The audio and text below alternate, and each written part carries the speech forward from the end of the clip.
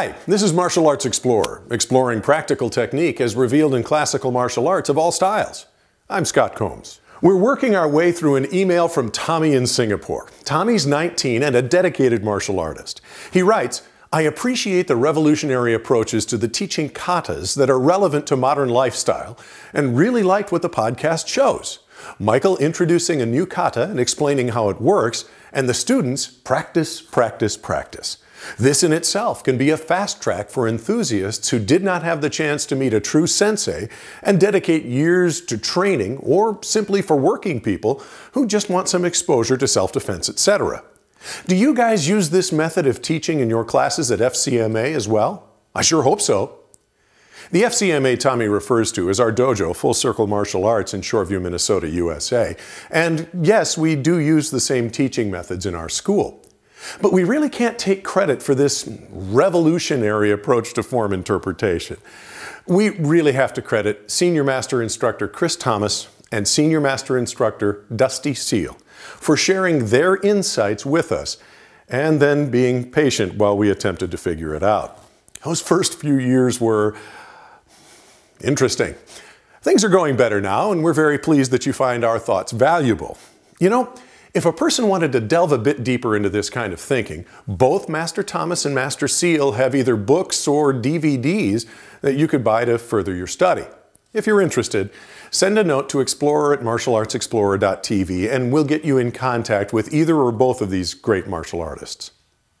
This time, Michael is using a high-low strike as an entry to a shoulder lock. Thanks, Scott. Thanks for joining us. We had a nice move that comes into a shoulder lock today. Now, recently we talked about doing this technique with a down counter and a middle counter coming up, which is so similar to so many moves that have these double striking motions, whether wide or narrow. It's the same basic idea. We looked at a takedown before that tore the body and pulled from the head. This time we're actually going to work on locking someone up and then the potential of a really nasty takedown afterwards.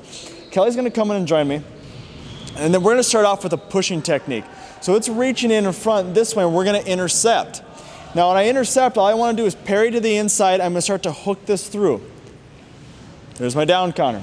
My next motion is this middle counter or upwards motion coming up this direction, which I'm going to strike on the bicep close to the elbow, and we're going to start to pull in this way. I keep tucking the hand behind the body, and then from here I'm going to finish by snaking in and grabbing. So this motion is providing me the opportunity to step into my lock.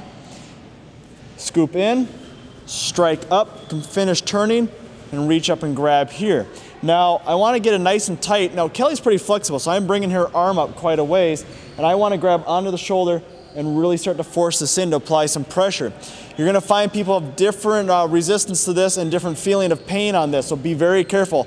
A lot of unflexible guys are going to start to react way down here, and it's going to hurt if you push their hand all the way up to the top of their shoulder. Kelly, I want to go in pretty deep, otherwise she would actually just turn and rotate out of this. So one more time to follow the move. Hook, bring through, step in, strike up, reach, and grab into here. Now I talked about a nasty takedown. Now here it is. From here, if I step in front, block this leg, snap my hip, and drive her forward, it's going to drive her right into face first on the ground. Now, if you're working with a partner, because the way the shoulder is locked up, if you throw this hard, there's a very good chance of tearing or popping something up here. So you need to just light. Good way to practice is do a roll. Block the leg off and let your partner roll out and across and turn sideways and roll through. It gives them the idea, it lets you know where the takedown is, but you're not going to hurt somebody, because if I throw this with the arm locked up in here and I step in and I pop this hard and I force this down, this is going to start to really tear up. So make sure getting here. Now the other thing to notice is if I block this up, if someone who's inexperienced with falling, and if I trap this leg up, the leg is going to lock out. The leg locks out as I start to throw this because they don't have their knees bent. I'm going to damage the knees. A lot of things to be careful, but it's a great throw. You're set up for it, so be aware of it. The other technique I like to use is just to ground somebody. If I have them in here, I apply pressure, I'm going to circle around. I just keep circling until I bring them down. I like to base their head against the ground so it traps one arm, I'm trapping the other arm, and there's not a lot of position, a lot of room for them to move, and I can still apply further pressure into the facial pressure points if I need to. All right, we're going to get the class together and let them give it a try. All right, guys, we're looking at Pinyan Godan again. This move that comes up in two directions with a down counter and a middle counter coming up. As I'm working with Jordan here, this hand we're gonna work off of a pusher. He's coming and he's gonna push me in this direction.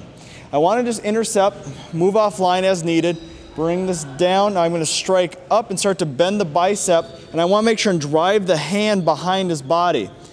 Reach up, grab onto his shoulder, and here's my lock as I start to drive in. If I need additional pressure, I can reach behind and I can grab this and rotate this up, and that's really gonna start to add pain to this technique as we go in.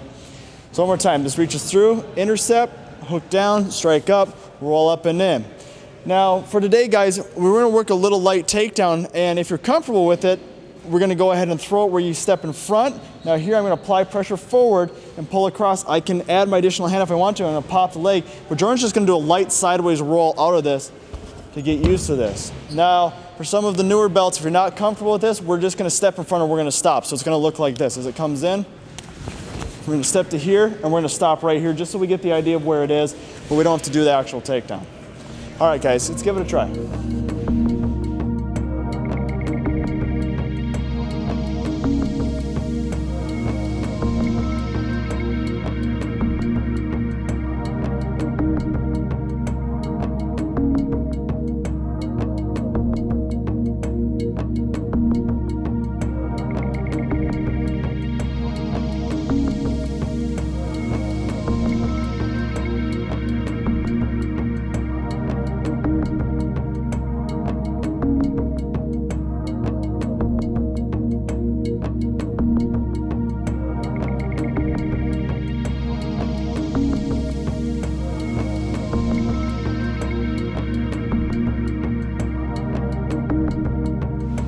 All right, you can see how this technique works out real quick and easy off the push dropping through. Now I want you to notice there's actually a different way you can apply this. I'm working with Jordan again real quick, you join me. When this push comes in, instead of reaching underneath, you have the option to actually reach over the top too.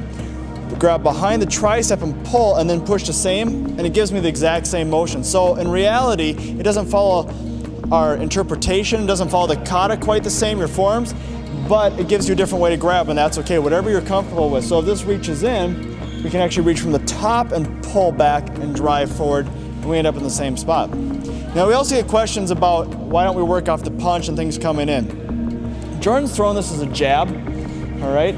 I need to try and catch it this way. That's actually very, very hard to do, and I'm not saying you can't do it, I'm just saying it takes a lot of training. Your average person isn't gonna be able to do it. Get him a good jab, all right? As he puts this on my nose now, all right? All right, I can start to get in, all right? If I know what's coming, I'm having a little bit of luck touching it even, all right? You're not gonna be able to get these grabs very easy, so that's why we work this off the push. Don't think that if someone's gonna come and do this to you that you're gonna reach out and snag this and hook them through. And I'm not saying you can't practice and that it won't work. I'm just saying it's not very likely. So be realistic in your training that this motion is from a grab, it's from a push, it's from this reach in, it's from a posturing position. You intercept the hand when it's going slower, and then you work that takedown. It works very well for you. Hope you guys enjoyed it, and back to Scott. I can't stress enough how careful you must be when throwing against the knee. Always remember to protect your partner at all times while training, if you want to try these techniques at home. Our email address is explorer@martialartsexplorer.tv. And soon, we'll have a website at the same address, I think. For Martial Arts Explorer and Michael Kleinup here, I'm Scott Combs.